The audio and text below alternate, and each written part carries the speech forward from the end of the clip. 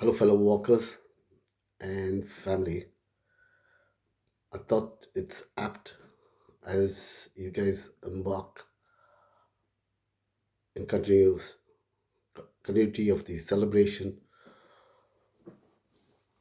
by walking to Khartoum. I thought it's best I share my experience from when I started in 1985. And what better time than today? Some of you might have been to Mass, but some who have not gone will understand this better as from today's gospel there are two beatitudes which I'm going to correlate with the walk to start with. The first being, blessed are the poor in spirit, for theirs is the kingdom of heaven. So, what's blessed are the poor in spirit? It's nothing but humility. And coming to humility with in relation to the walk, let's start with my late father, my younger brother. They used to get my mother to prepare a walker's donation list with a picture of Our Lady of Velankanni stuck on the donation list. And they would go from house to house and collect money for the walk. I did it 1 year, to be honest, but it's not easy, but that's humility. And God bless my late father for doing that continuously, which was not easy. It's similar to some people used to come with a picture of Our Lady and with rice. So that's how my dad used to go on the walk. Forget about him spending the money. He would spend at the end of the walk, be without money at times, but that was his heart.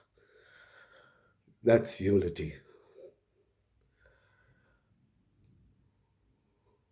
Secondly, I remember a fellow walker buying a soft drink for me, and this particular walker was having a hard time financially, I'd come to know, but his humility to buy me that drink would go a long way.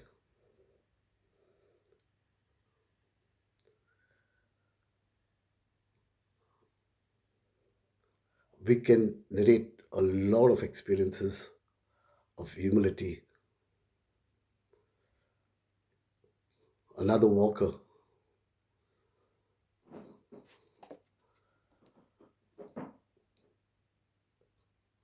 that year I was without a lungi. I forgot to bring my lungi. And this guy forfeited his lungi for me, brand new lungi. That's humility. But he didn't say it to another person.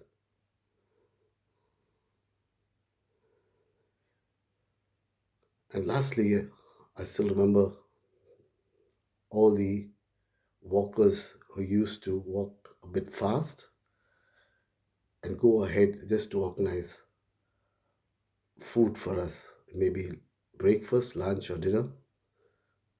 But this was humility because they could have stayed back and said, stood on their own pride and said, we can take it easy. But they thought of the whole group and they went ahead and got us that food for us to eat. I mean, I know most of us, it's humility going on the walk itself. Like some people ask me, how do you manage?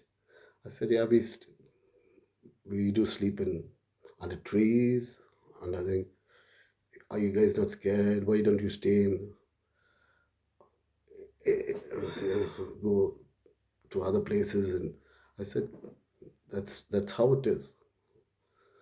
In fact, I remember saying to somebody, they asked me if you get special rooms and all this. I said, yeah, yeah, yeah, just to convince them to come. But ultimately, when you come, we all have to be, whether whatever status we are, whenever we come on that walk, it's humility because we are just one family. We are just human beings.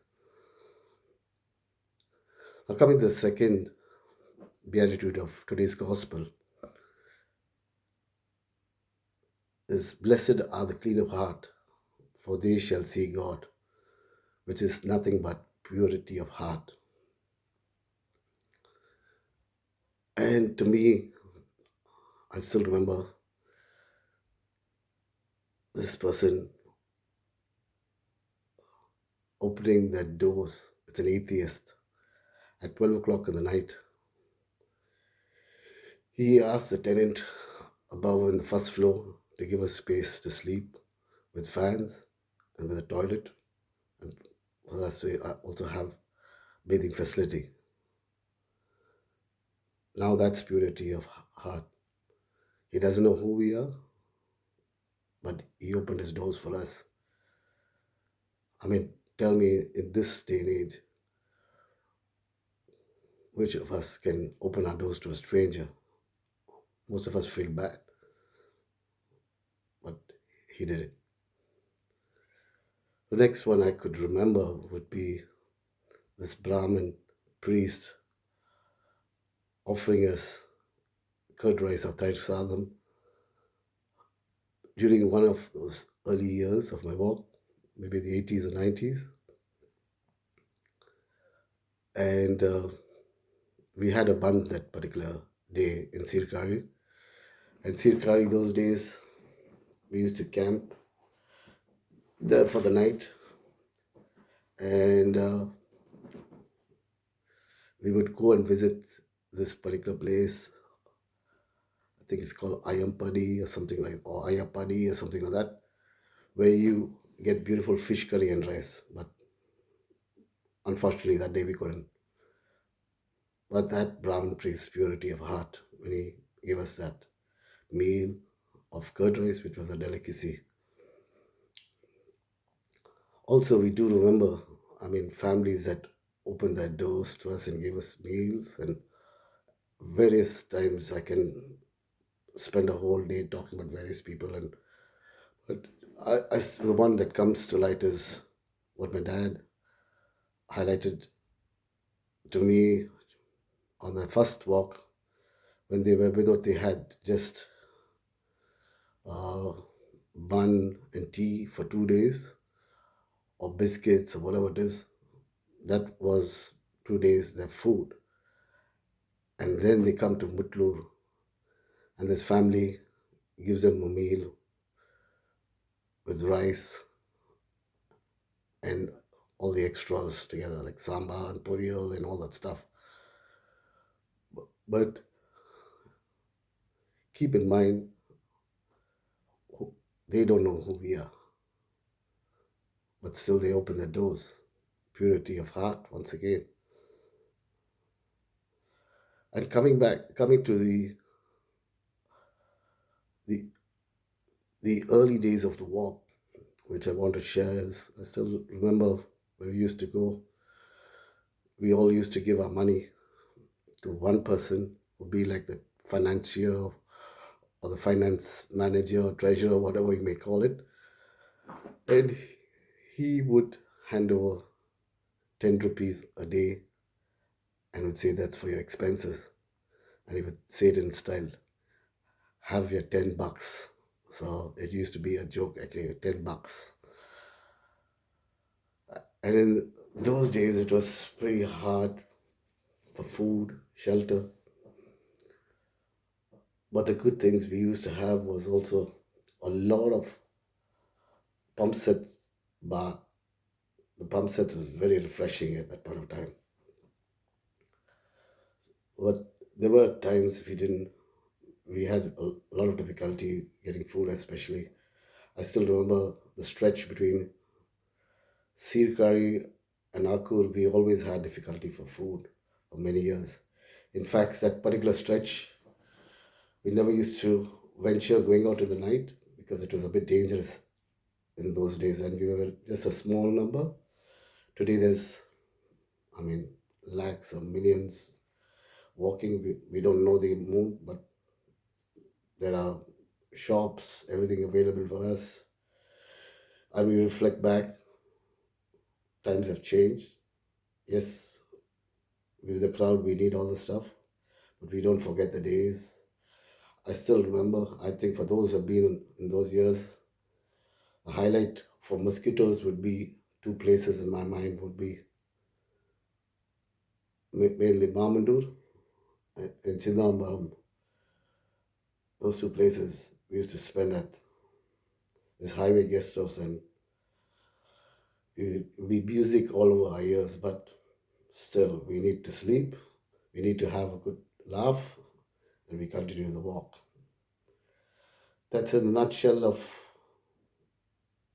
the days gone by, the earlier years of the walk for me.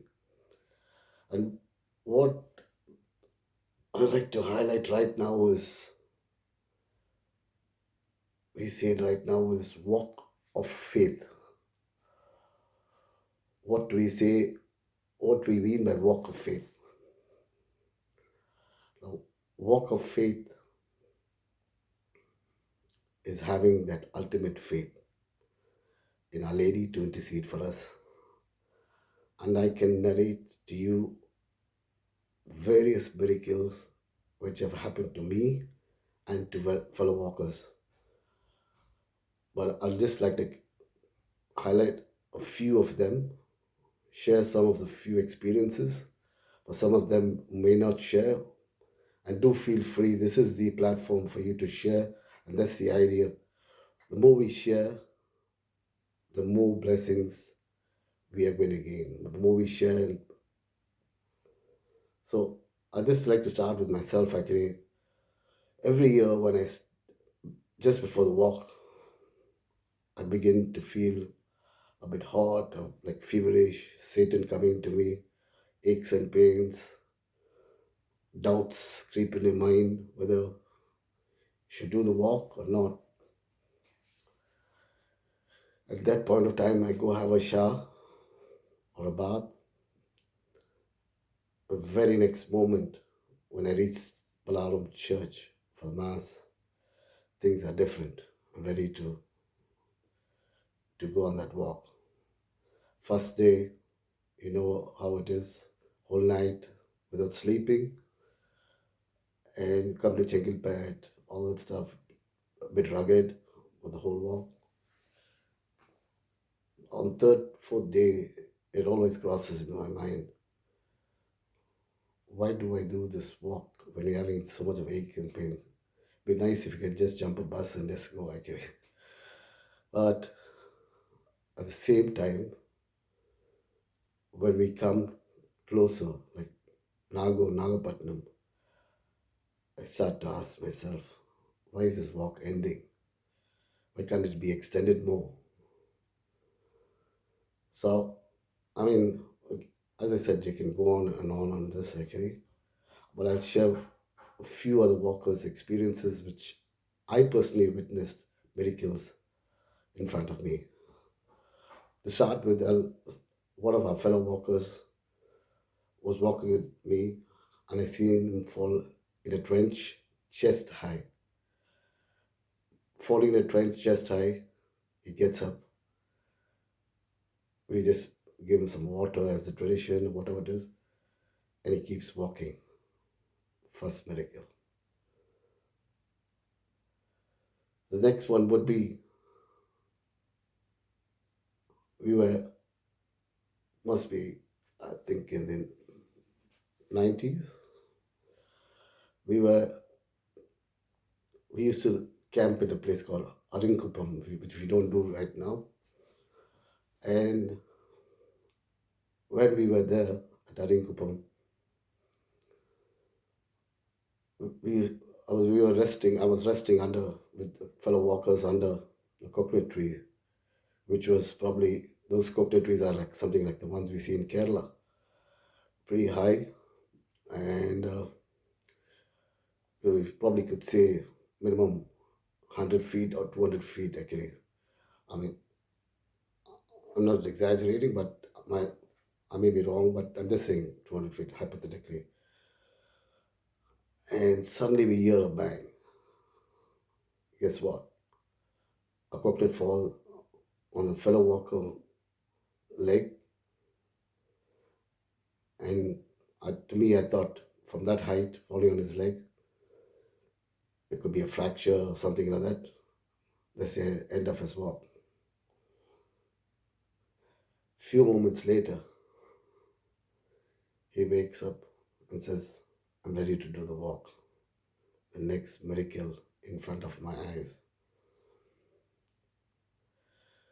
And then in the early 80s, I still remember this walker who's now based in Australia.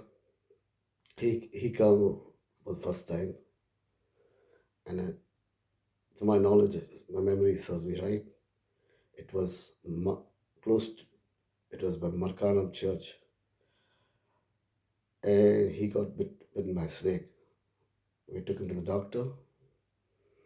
Everything would probably get, and he's back to normal. Another miracle. Also, like to share another fellow walker's story where the reason for him coming to walk, he's a famous musician, bass player, good friend of mine. He was touring with one of the famous musicians from India, in the US and Canada, and he lost his passport. He went down on his knees and said, "Our Lady, if you intercede for me and get me this passport, I will be there next year on the walk." And the next day, very next day, he gets the passport, and then he's on the walk with us. So, like this, there could be various miracles I can share. I mean, Our Lady has been there with me every day of my life. And as you're well aware, we sing this song called "No Man Can Live as an Island," journeying, journeying along with us. So that what particular song touches me on a day-to-day life actually, because we say, "Be with us, Mary, along the way, guide every step we take." Now, today in today's context, I relate my life to the walk. You know the struggles and pains we all go through. Some of us has blisters, some may get a muscle pull. I mean, it could vary. Some may get fever. One year I had very high fever. Very next day I'm back to normal. I mean, in normal times I wouldn't have done the next day's walk. But it's again Our Lady interceding for us. And as I said, in today's context, we all have these pains and aches. We may have financial struggles, job struggles, medical issues. I've had medical issues from 2010. And trust me, if not for Our Lady interceding for me, I won't be there on the walk every year. So I can go on the way. Our Lady has been there for me. Now coming to the fun part of it, I just like to share a few bits actually, and I like to share about this walker. In fact, I forgot to add, he was he was special actually. He was also humbling. His humility was sensed when we start the walk. He used to wear a particular type of uniform. One would be the captain, a navy captain. One would be a TT of the railway. You would name it, but that's a humility he had to put on that and just make us aware this walk is special. It's not easy. Hats off to him. But the fun part I remember about this walker was when he used to sing this particular song, He is my everything. The lyrics would be his own, and we would be singing something else. But we would have a good laugh. Some of us, some of the workers would be having look at each other and have a good laugh when he would sing the wrong words or long lyrics for the song. But that was him, and that's the beauty of the walk. We have different personalities which we come together as one family, and that's great actually. And I'd like to share the fun part from my side. And this was a long time back, and we went to Mutlur, had lunch. After having lunch, we decided to sleep because the sun being that hot at that point of time. We decided to sleep under a tree. And most of you know I do have a, s- a medical issue with snoring. And they were snoring. I also started to froth because being tired, we don't have much rest.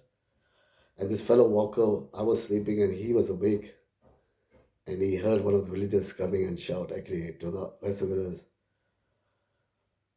the snake has bit him, and he said in Tamil, Sami ki pambu kachichi. And they all started coming, and then he told them, no, it's nothing to do with a snake. He's snoring, and that's how he sleeps. So that's one fun part from my side. And I'd like to also add another person I still remember. I mean, when he came on the first walk, he's got a medical issue with diabetes, and he said he had to carry tuna tins. He came from Australia, and I told him, I said, I doubt you'll carry all this because anything, even sometimes, as you say, a matchbox could be heavy on the walk. And he said, no, I'm sick. I need to carry this. And guess what? He comes to Tamil. He gives away all those tins to another person who came on the bike, and he started eating all the local food. Today, he loves his pongal. So that's for the fun part of it, actually. And lastly, I like to say how we have grown spiritually as a group. To you, to each one of you who don't know, the rosary is a sense of this walk. And we are lucky. We do it bilingual in English and Tamil. We also sing in English and Tamil, which is a great feeling of family. I wish we knew more languages to add to also. But hats off. The rosary is the biggest weapon against the devil. And also, from the rosary point of view, we've made progress. We've been having regular rosaries various times during the pandemic period and now on a weekly basis, which is helping each one of us to grow spiritually, especially to note is the young girl who says the Psalm 91. That's also an addition of a purity of heart. And the one which comes to memory, how we've grown in spiritually, I still remember a few years back, we we had this candlelight rosary, something unique which we have not seen in the past years. So guys, on that note, I just want you all to reflect as you all embark on this walk. As the father mentioned last year when we started in Papalavam, to reflect why do we do this walk? We may be doing it for so many years, but it's good to reflect. Have we grown as a person spiritually? How have we grown as a group spiritually? And how can we take it forward? So keep in mind the two beatitudes which we mentioned. That is, blessed are the poor in spirit, for theirs is the kingdom of heaven, and blessed are the clean of heart, for they shall see God. We ask a lady to be with us, as I just say the Hail Mary once again, to instill the value of Our Lady in our lives. So I'll just say, Hail Mary, full of grace, the Lord is with thee. Blessed art thou among women, and blessed is the fruit of thy womb, Jesus. Holy Mary, Mother of God, pray for us sinners now and at the hour of our death. Amen. Thank you, guys. Thank you, fellow walkers. Ave Maria, Maria Varga. Have a good trip. Bye.